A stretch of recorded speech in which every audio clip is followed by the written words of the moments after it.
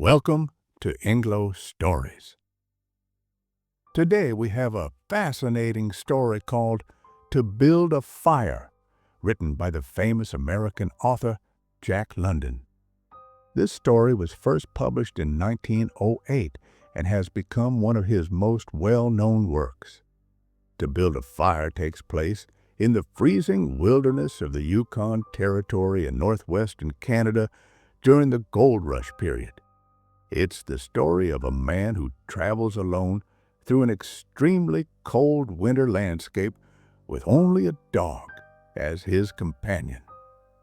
The temperature is unbelievably cold, about 75 degrees below 0 Fahrenheit. The man believes he can safely make the journey despite warnings from others.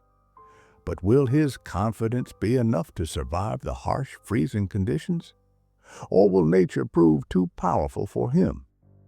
Let's find out as we journey together through this chilling tale of survival. Now, let's begin the story. It was a cold, gray day in the Yukon Territory of northwestern Canada. The man walked alone on a small path beside the frozen Yukon River. The only living thing with him was a large husky dog. The dog didn't like the extreme cold. It knew by instinct that it was too dangerous to be outside in such weather.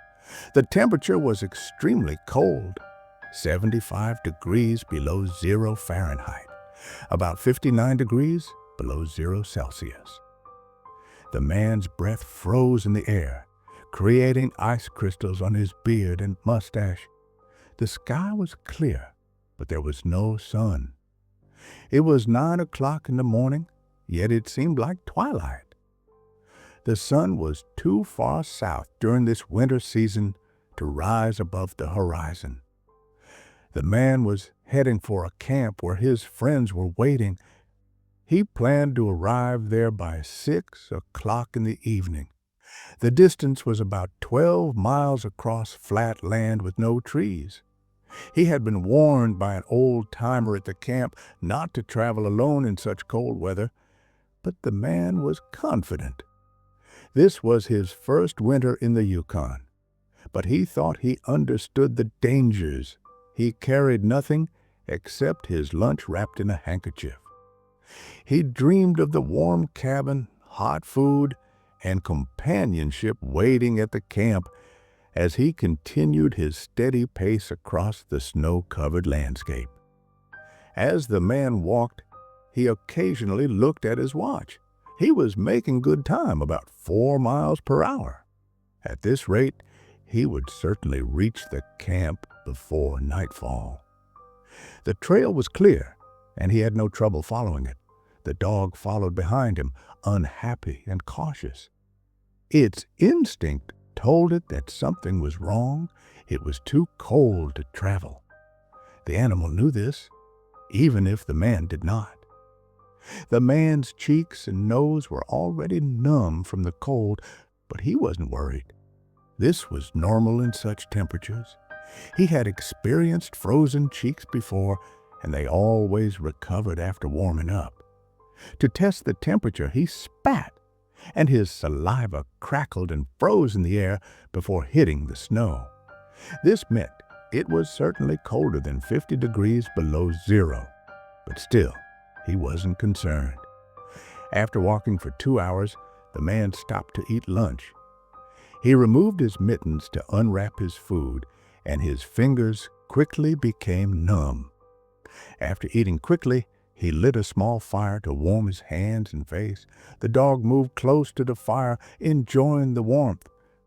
Once he felt better, the man continued his journey. As he walked, he came to a small stream. He knew he must be careful because under the snow there could be hidden pools of water not completely frozen.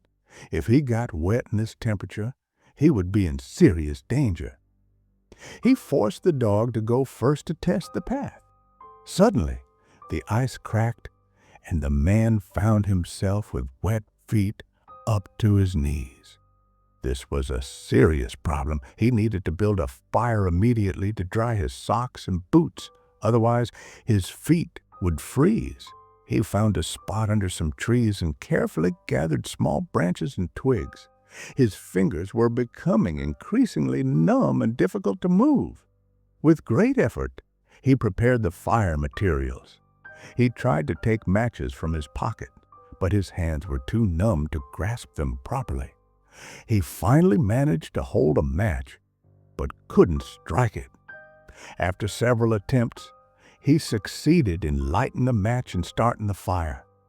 As the fire grew, the man felt relief. He would dry his footwear and continue the journey. He began to remove his boots.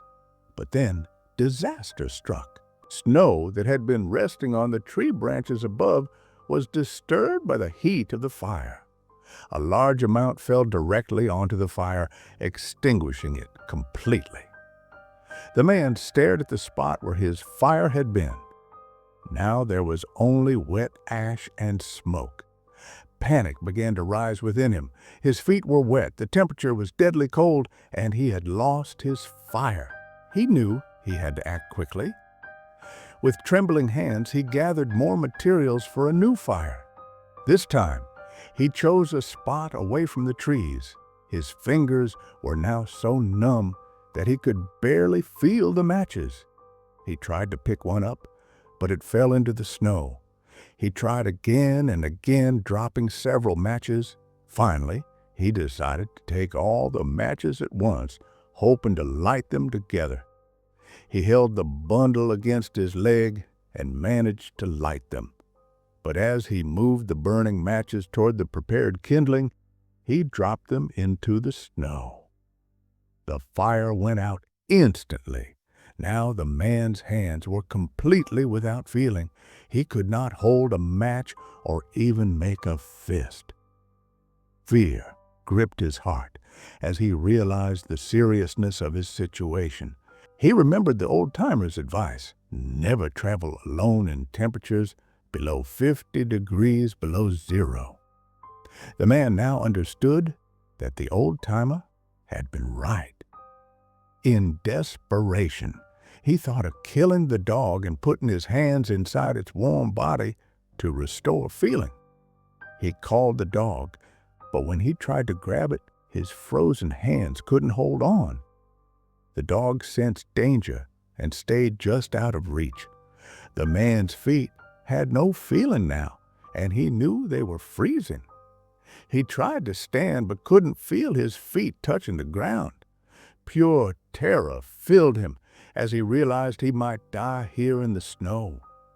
He began to run, hoping the physical activity would warm his body. He ran blindly, stumbling and falling repeatedly. The dog followed at a distance, confused by the man's strange behavior. As the man ran and fell, he began to feel an unusual warmth spreading through his body. Part of him knew this warmth was deceptive. It was actually the beginning stages of freezing to death. But another part welcomed the comfortable feeling. His mind became clearer, and he saw his situation with new understanding. He had been foolish to ignore the old-timer's advice. No man should travel alone in such extreme cold.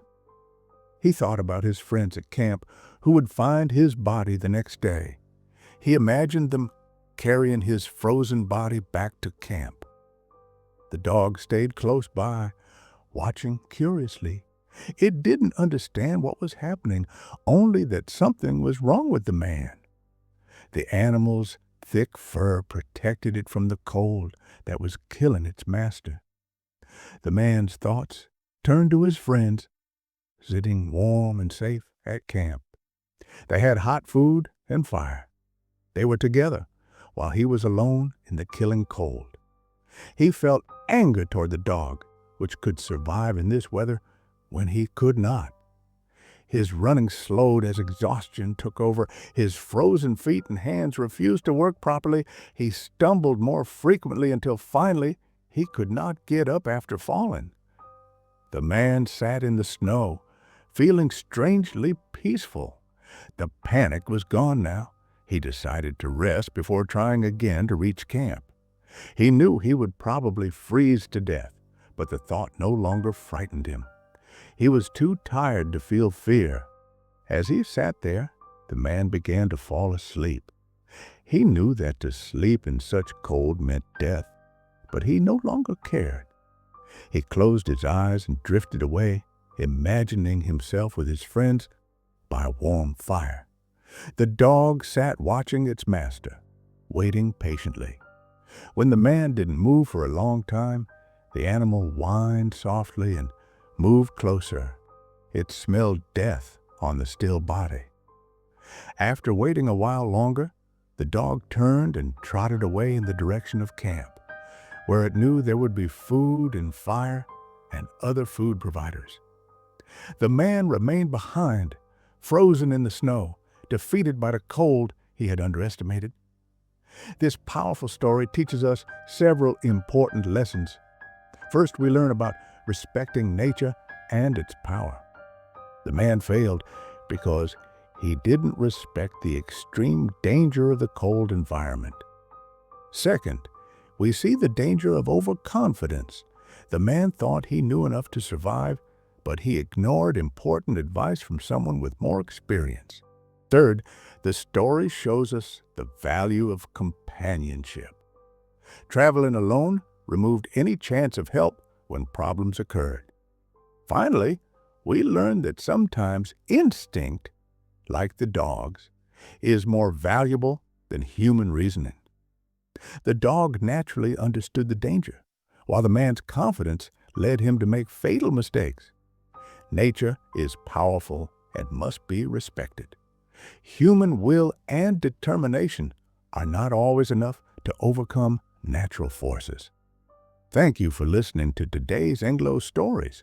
What did you learn from this tale of survival? Please like this video if you enjoyed the story and share your thoughts in the comments below. Don't forget to subscribe to @EngloStories as we upload a new story every day to help you improve your English. Follow us so you can look forward to our next video. Until then, stay warm and remember to respect the power of nature.